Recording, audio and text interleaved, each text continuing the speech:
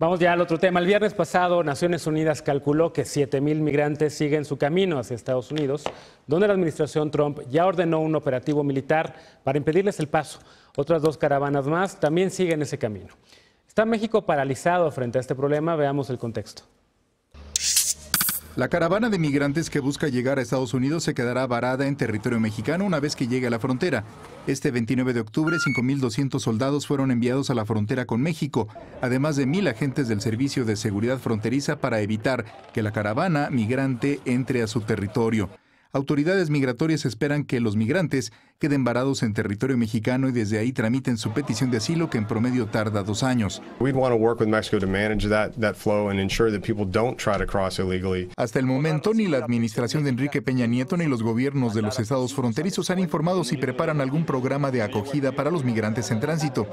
El 26 de octubre, el presidente Enrique Peña Nieto presentó un programa para ofrecer identificaciones oficiales de empleo temporal a los migrantes que permanezcan en Chiapas y Oaxaca, pero solo 31 aceptaron. El resto lo rechazó. Siguieron su camino hacia Estados Unidos. Actualmente están en Oaxaca.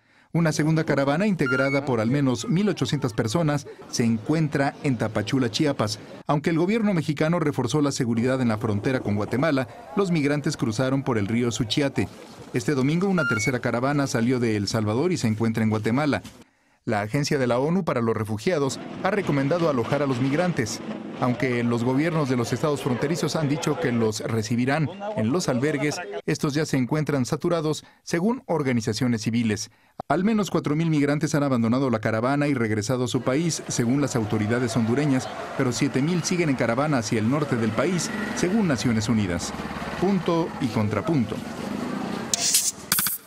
Bueno, ya no es nada más una, son 3 caravanas migrantes entonces, seguramente vendrán otras próximamente.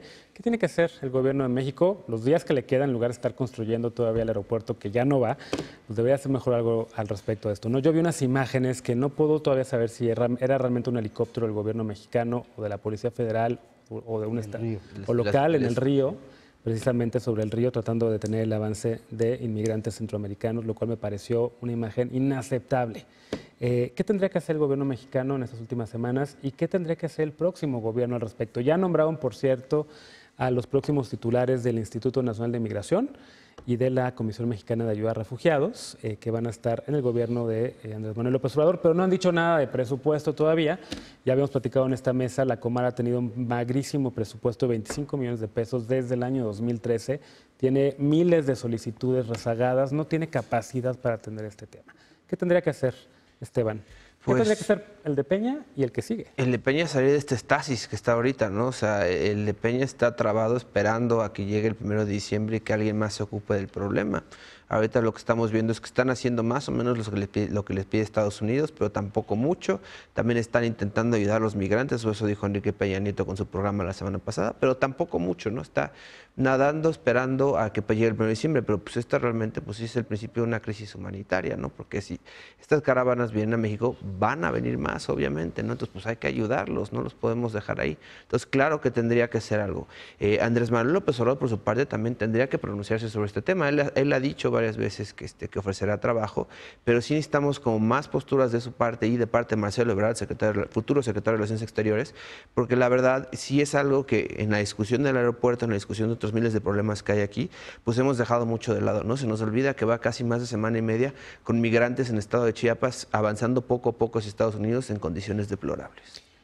Ya somos un país de ser seguro, de facto, porque estamos aceptando todas estas personas que están aquí. Al parecer ya el gobierno mexicano, el de Peña Nieto, está diciéndole, bueno, pues nada más manden una lana y les hacemos aquí unos albergues, cosa que había tratado el gobierno de Obama durante años y que no había aceptado el gobierno de Peña y hasta ahorita parece que ya se vio obligado a hacer esto.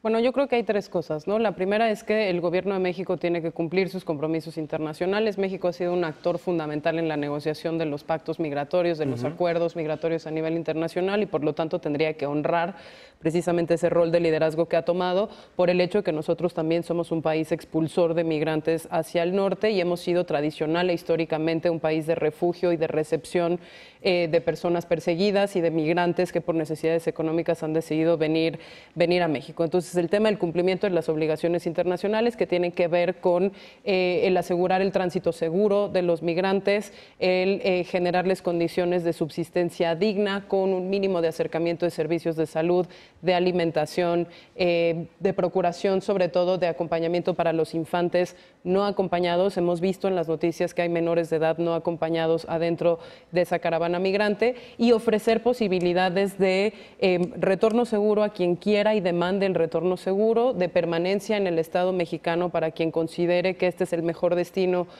para su vida y para la de su familia, con cuestiones como la identificación básica asegurada para que las personas logren tener salvaguardada su integridad física y sobre todo los derechos más básicos. Y recordemos que en el tema de seguridad esto también es particularmente importante porque las principales víctimas de delitos graves como el secuestro, el tráfico de personas y la extorsión tienden a ser precisamente las personas que en su carácter de indocumentados saben que no pueden recurrir a la protección de las autoridades.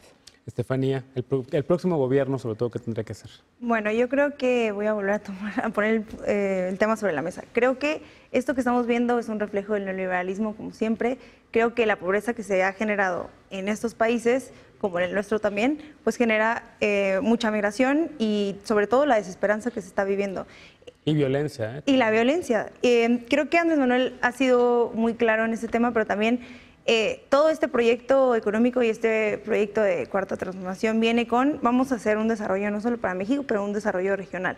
Y en el desarrollo regional, claro que viene contemplado el resto de los países de Latinoamérica que han sido abandonados, en los que yo estoy segura México va a tomar la batuta y va a decir, a ver, vámonos todos juntos y vamos a crecer. A ver, pero en el tiempo de Fox se trató que el plan Puebla-Panamá, que luego el plan Mesoamérica, no funcionó. Claro, pero Fox es conocido por firmar y luego olvidarse, o sea, ni siquiera ratifica nada, a Fox se le olvida todo. Entonces, Andrés Manuel, por ejemplo, ha mencionado el tema de Panamá mucho tiempo.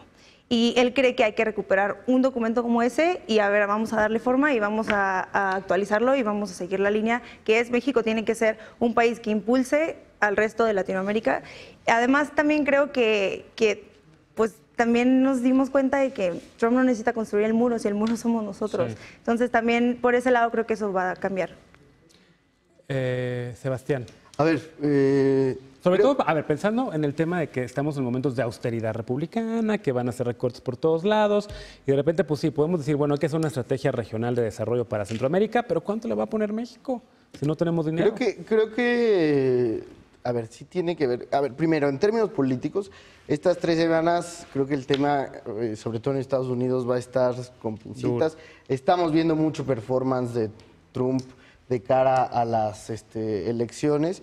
Yo espero que a partir de diciembre, ya que él haya ganado sus elecciones de medio término, ojalá que no las gane. Ojalá que no. Bueno, pero yo no digo ojalá, sino todo nos dice que las va a ganar probablemente. Por lo menos el Senado. Sí. Ese es el escenario, ¿no? Entonces, ¿qué sí creo que México tiene que también ahí recuperar autonomía y soberanía frente a los Estados Unidos? Eso implica un proyecto de desarrollo que incorpore a Centroamérica. O sea, al final, sí, podemos hoy activar un programa de atención para evitar la crisis humanitaria. Sin duda, en México hay recursos, la comunidad internacional lo puede hacer, etc.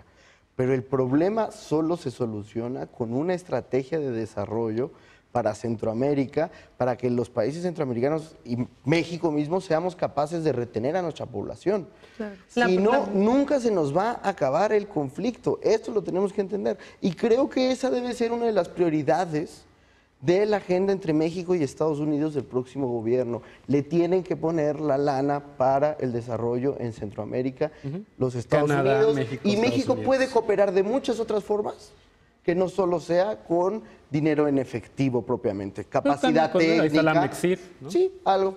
Sí. Con menor capacidad financiera que los Estados Unidos, ¿no? Hay que ponerlo. Pero hay cooperación sur-sur. Rapidísimo porque nos tenemos que... Sí, la pregunta sería si eso se tiene que hacer a través de mecanismos de cooperación binacional parecidos a la Iniciativa Mérida o al Plan Colombia, porque en realidad el plan de desarrollo del Triángulo Norte que tiene Estados Unidos es básicamente asistencia para la contención del tránsito de los migrantes a través de la aplicación de la ley del lado más oscuro, que conocemos que en México no funcionó, en Colombia no funcionó y no pinta bien para el Triángulo Norte porque puede ser... para el desarrollo. desarrollo. un motor de mayor expulsión que un motor de contención y de desarrollo de la región. Entonces yo creo que es muy importante que le pongamos también una lupa a cómo vamos a hacer las negociaciones con los Estados Unidos en ese tema. Ahí está. Bueno, vamos a una pausa y al regresar la paparrucha del día aquí en Punto y Contrapunto.